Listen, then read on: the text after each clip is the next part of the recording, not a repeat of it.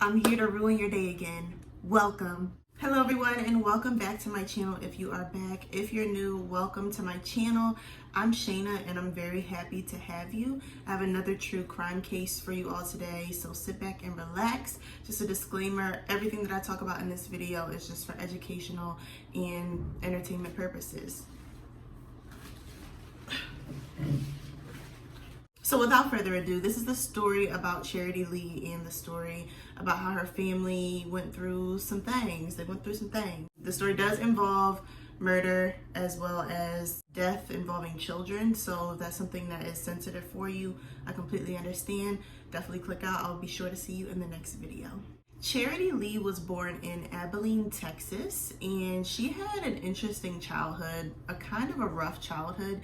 Her father was actually killed when she was only 5 years old, and it's widely believed that her mother actually set up the plot for him to be killed. She went through trial. She was actually arrested, but she was not found guilty of it. However, it's widely believed that she in fact was the person who set up the murder for hire for her father. So Charity Lee grew up kind of lonely as a kid. Her mother wasn't very present with her, and her mom admits that she really wasn't there. She had a drinking problem. She did drugs. She usually had nannies there watching Charity instead of herself actually being there, and that definitely impacted Charity's life. She struggled with depression, she struggled with substance abuse, and while she was a very smart girl and really good in school, she graduated, with honors, and she actually skipped a grade. She skipped the 10th grade because she was so smart. She actually wound up becoming addicted to heroin as a teenager and became extremely depressed at this time. She actually talks about how she attempted to overdose, how she thought about overdosing on different occasions because she was so depressed. And around this same time, she actually found out that she was pregnant with a baby boy named Paris, and this completely turned her life around. She went from feeling depressed and lost and not having a purpose to finally having a reason to wake up every day, and she absolutely fell in love with her little baby boy Paris, and she was extremely happy. And in a lot of ways, she says that he saved her life. If it weren't for Paris, she probably would have still been strung out on drugs and probably would have overdosed. So he was in a lot of ways her miracle, and they were inseparable. From the second that he was born, he was such a mama's boy. They were extremely close, and Paris was described as being a very creative, loving, calm, and extremely smart child. He was a genius. He had an IQ of 142, which is extremely smart. So he was a very talented young boy, and Charity really does not have many bad things to say about him as a kid.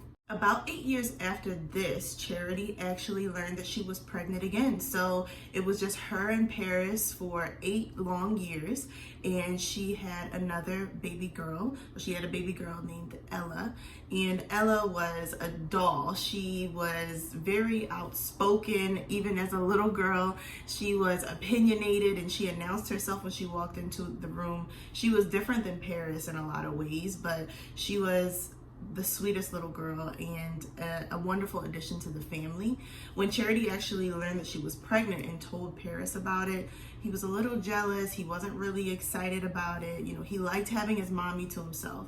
But the second that Ella was born, Paris said, "She is so beautiful." And from that moment on, they were inseparable. He was an amazing big brother to Ella. She adored him. She absolutely adored her big brother. And they did everything together. They loved each other so much and had a beautiful brother-sister relationship. This is Paris Bennett reporting live. This is Ella's Ball reporting live at Ella's Ball Pit. This is the suspect of the dirty diaper. Okay, creating dirty diaper. Ella Lee Bennett. What do you have to say, Ella? Now, being a single mother, Charity worked a lot, and a lot of the time she did have to leave the kids with a sitter sometimes in the evenings when they weren't at school or in daycare. And on one night in February of 2007, while Charity was at work, her life was changed forever in a way that she never would have imagined. On February 4th, 2007, Paris and Ella were at home with a babysitter, And in the evening, Paris actually convinced the babysitter that she could go home early. Not sure why this sitter thought it was a good idea to take the advice of a 13-year-old. Paris was 13 years old at the time, and Ella was 4.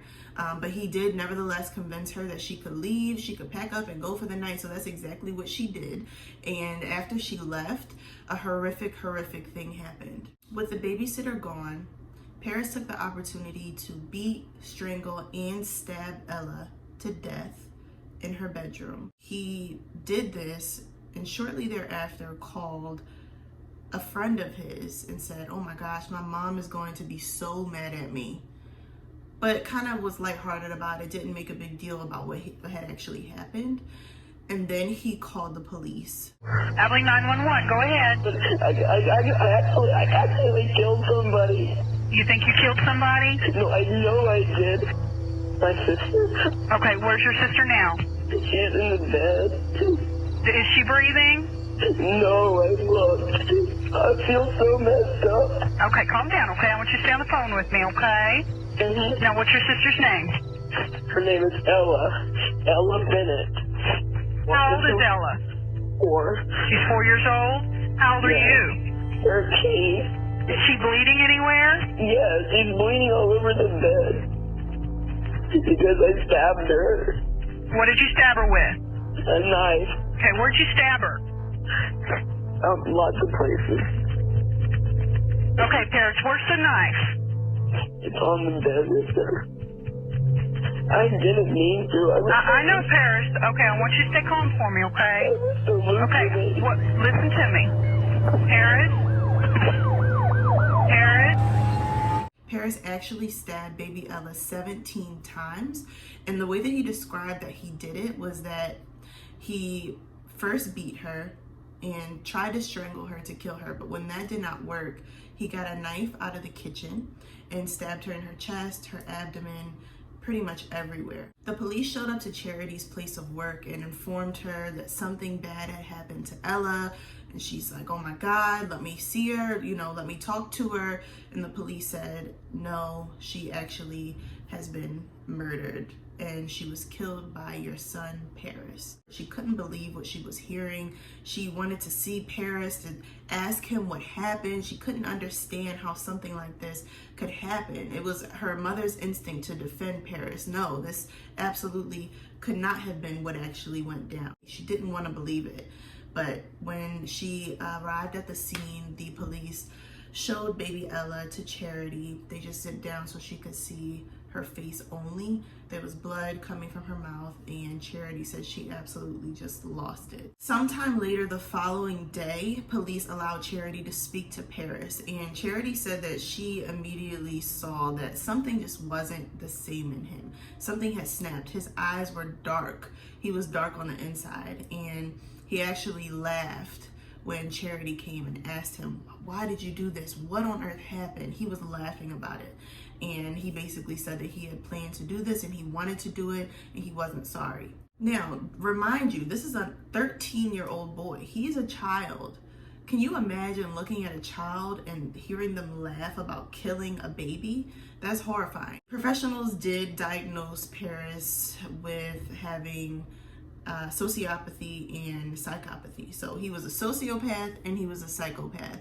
And Charity did not want to believe this, but they let her know that she needed to not put her time and energy into saving Paris, and that what she actually needed to do was put her time and energy into creating a new identity and moving away. Because in the event that Paris ever got out of prison, he was 100% going to kill again. This is what the professionals told this grieving mother who just lost both of her children.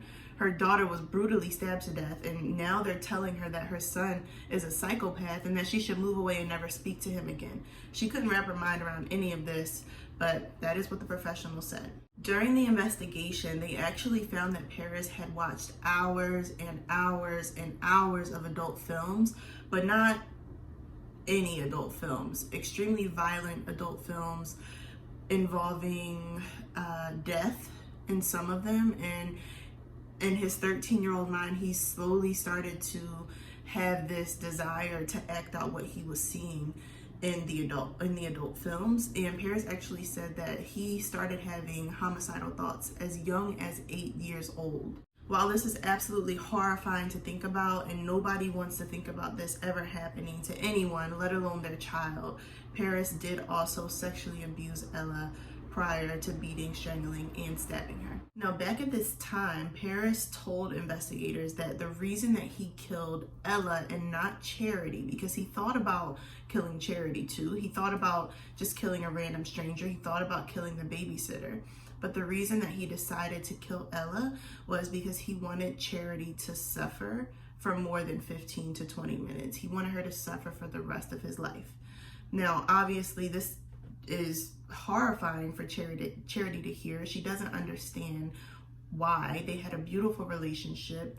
He was in love with his mom. He absolutely was a doll for her. So she couldn't quite understand or wrap her mind around why he was thinking this way or why he felt this way. So I'm just curious whether the reality of what you hope to achieve lived up to your expectation or hope. No. At no point did I ever feel like I had accomplished something or that I had achieved a goal. And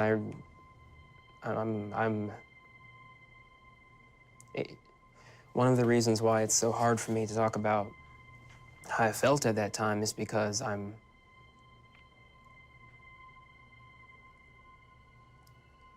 completely estranged from who I was then. And now I can't comprehend how I could ever have thought that killing my sister would solve my problems. It's like we're here talking about a completely different person. It's like you're asking me to try to climb inside someone else's head and peer through his eyes and catalog his thoughts. Now, Charity's mother, Kyla, as well as Charity's sister, both say that there were red flags. There were times growing up when Paris would bang his head on the wall or he would shatter glass. There were things that he did that were indicative of him potentially being violent as an adult or even as a teenager. But Charity never really wanted to admit this. There actually was an instance in November of 2006. This is 4 months before he stabbed Ella to death, where he tried to stab Charity. They took him to a mental institution. The people there basically told her, look, he is homicidal. He is a 13-year-old, but he's homicidal. He's going to hurt someone. You need to have him placed in, not in jail, but in a secure mental institution. And she refused to do this. She took him back home. She said, not my son.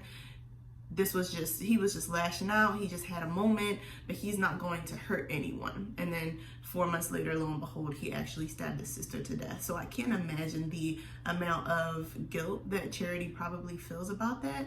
She mentions in the documentary that for a long time, she did feel a lot of guilt surrounding that decision to not have him placed in the institution, but that she tries to just not think about everything she could have done differently because she'll drive herself crazy, which I completely understand that. Charity has said that she believes that the reason that Paris killed Ella was so that he could have his mom all to himself again, and that she is worried because she actually now has another child named Phoenix. She has a son named Phoenix, and while she is allowing Phoenix to receive letters from Paris and she still talks to Paris all the time, she's worried that he could potentially one day, when he is a free man, attempt to hurt Phoenix in another horrifying attempt to have his mother all to himself again. And his first attempt at doing it was successful. Think about it.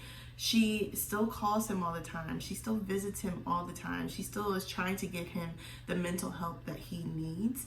And that just goes to show the unconditional love of a mother, because from my standpoint, a very objective view where I don't have any connection to any of the parties involved, I could never imagine still loving or still having a relationship with someone who could kill a family member of mine.